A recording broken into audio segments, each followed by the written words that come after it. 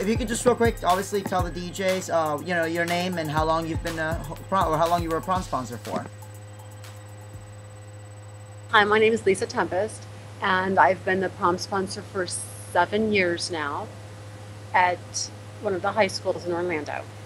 So when you first started, how much thought did you or the students put into the DJ versus the other items like decorations and venue? My first year, the DJ had already been picked the previous year, so I went with him. Okay. And I think that the teacher at that time had signed a 2-year contract with him.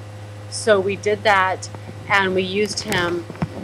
My second year, we decided to, I let the students choose the DJ, and they really enjoyed that so much. They enjoyed talking to the DJs and interviewing them. So we did that throughout the years of me being the sponsor. And that seemed to work really well, and they had a good time doing that. Awesome. The first year that you worked, I know you said the DJ was already pre-picked, but what did he bring out and what did he charge? Usually our budget for a DJ is about $3,000 to $4,000, and he was right in there. He, of course, had the music, he had the lighting, he had the BOGOs. Gobos, yep.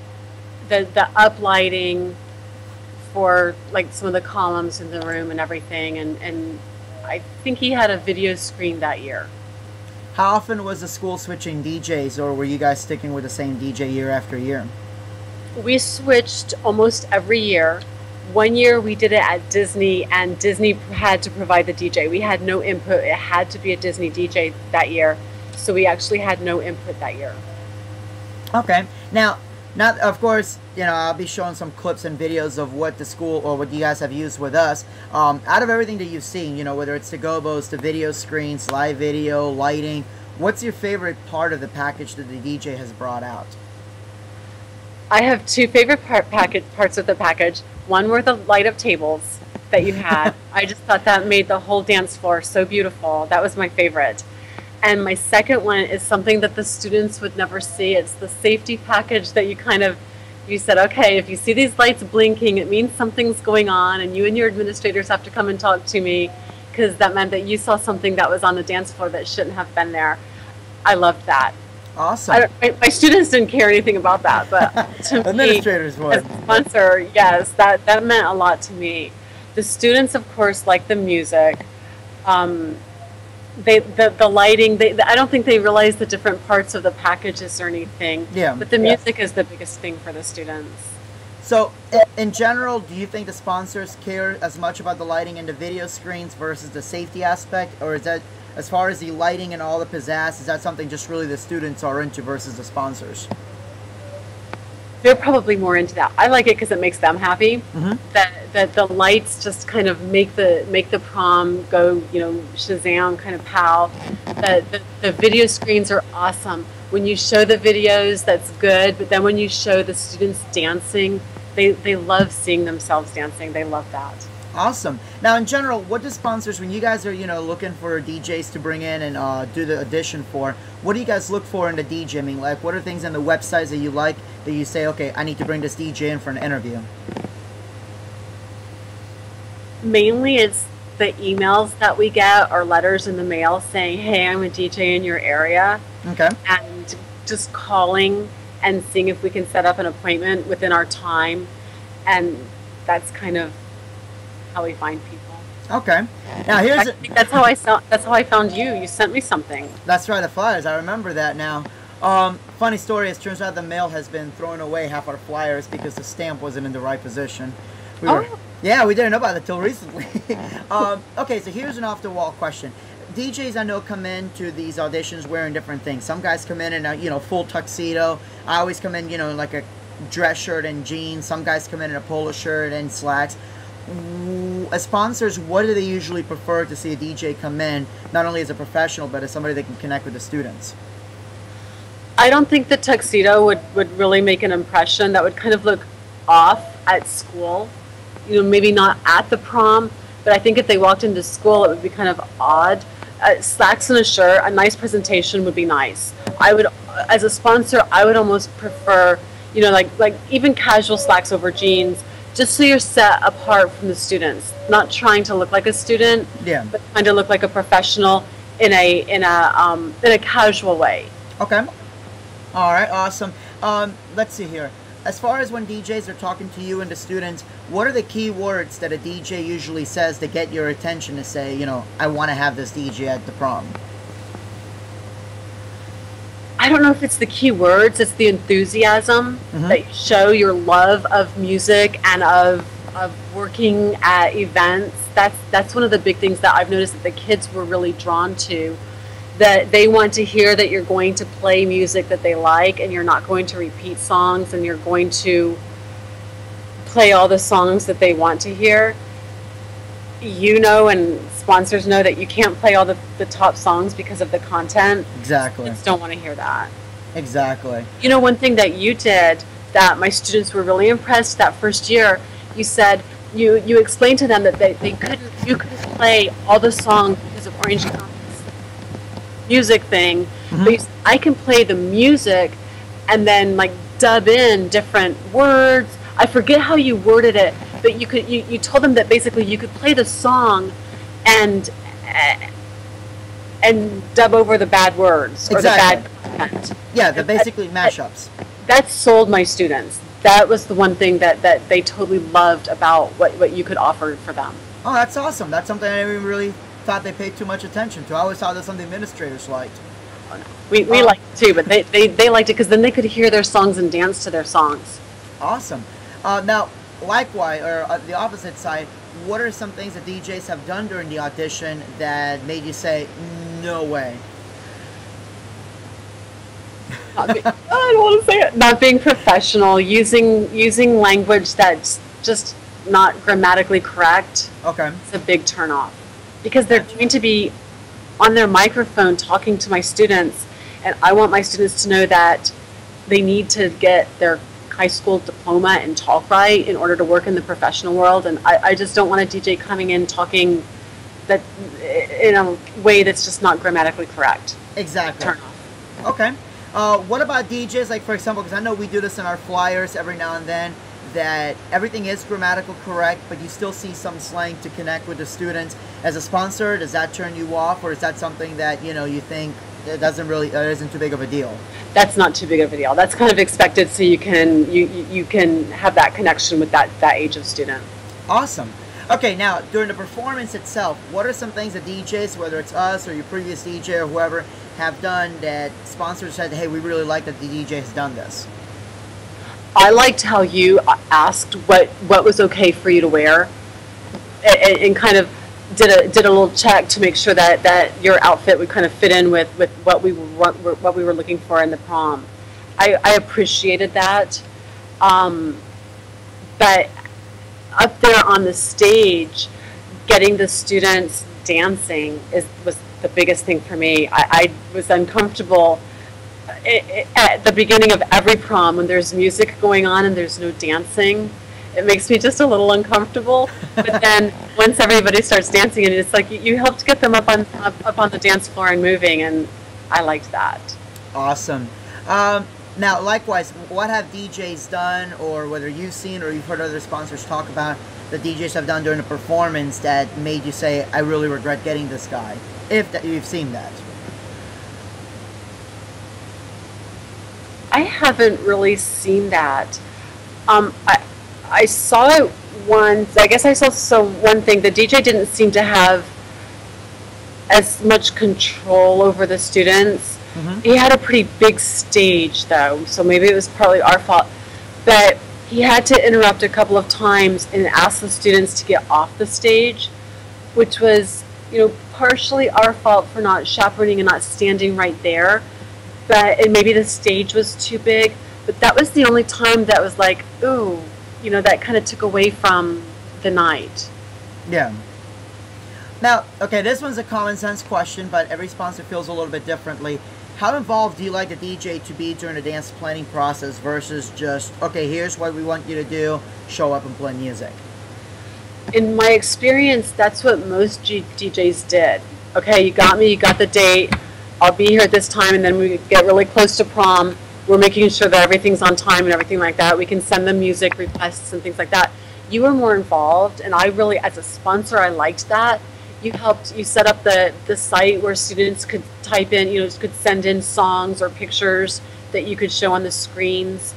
I liked that. I don't know how much it was really used for you, and our students, but as a sponsor, I really liked that. The junior class that was setting up the prom really appreciated that.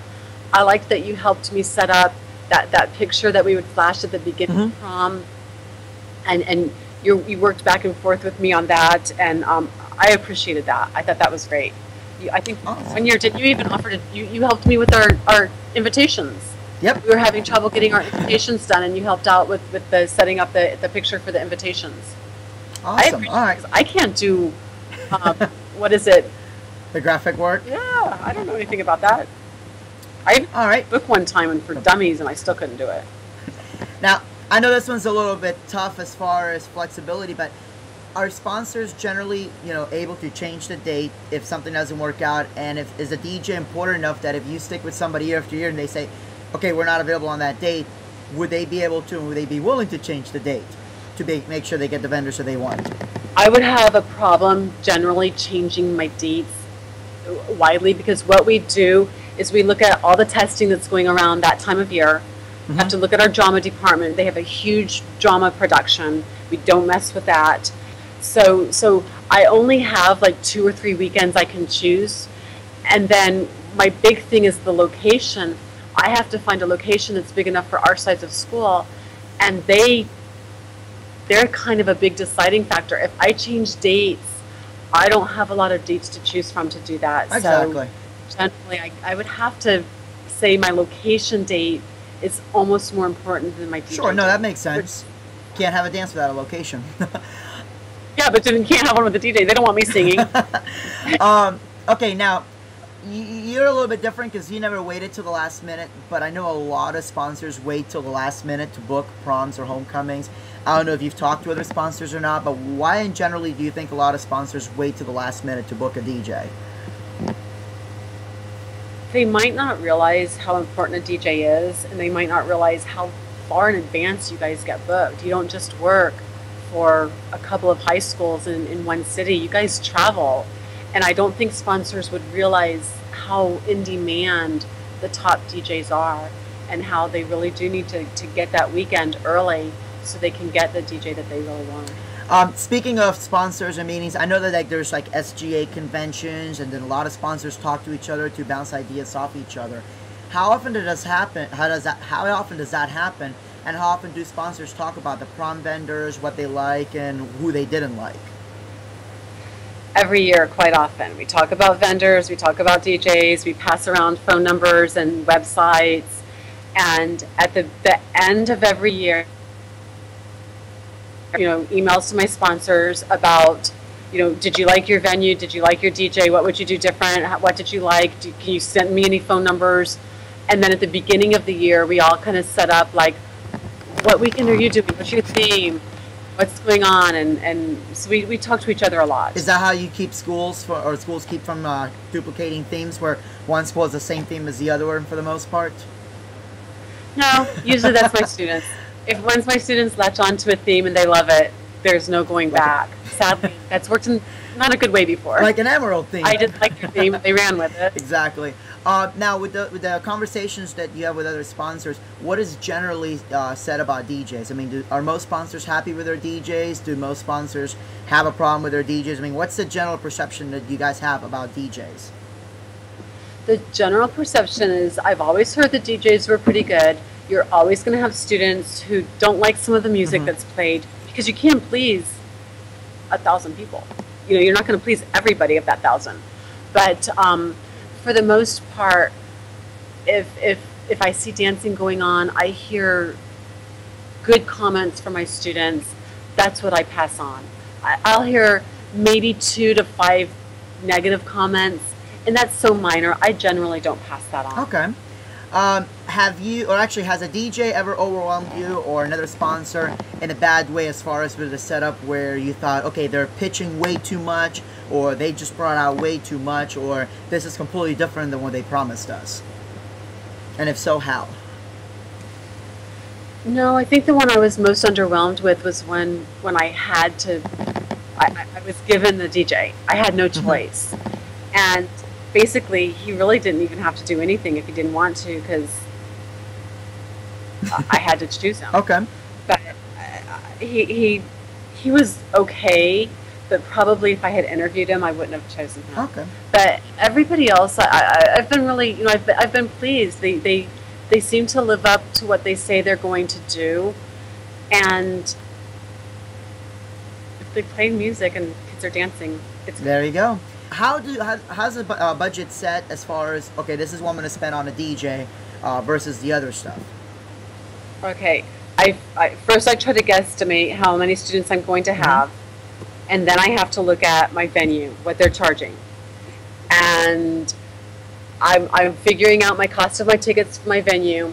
I'm looking at how much I can raise that cost by hiring the DJ. My DJ is the second thing I look at. Awesome. So it's venue first, and then DJ, and then the prom gifts and any extras kind of filter in there. But generally, I look at how much my tickets, where I want my tickets to max out on, and where my venue budget is, and then I try to max out my DJ budget with that, because I know I'm going to have filler places for the prom gifts and the sheriffs and the things I don't know I'm going to need, but I do need. Exactly. Okay. All right. And let's see here. How much, last question actually, how much influence do the students really have on the decision? Because I see where the students vote, but sometimes administrators have the final word. I've heard some admins where they said that they let the students decide. In your school, how much, you know, decision or influence do the students have? When I was doing the sponsoring, I let the students decide. I would decide who I wanted to bring in for them to look at. I would make appointments for them to come in for the students to meet, but I let my students make 100% of the decision. I could influence them pretty strongly by saying that guy's not going to do a good job. Okay. And they're so impressionable. But once I booked you that first year, my next year students didn't have a choice. Awesome. I like to hear that. And then last thing here is there any advice that you would give to the DJs when they come in to meet or when they talk to the teachers that would better help them sell their services? Be themselves, be professional, but be fun-loving. Talk to the teachers, but talk to the students. Don't try to be too cool, because the students they know. But just show your enthusiasm for your job and for your passion for music, and that's what's going to sell you to the students. You don't have to be cool or anything like that, because then you won't be cool. But just show your enthusiasm and your love of music. Awesome.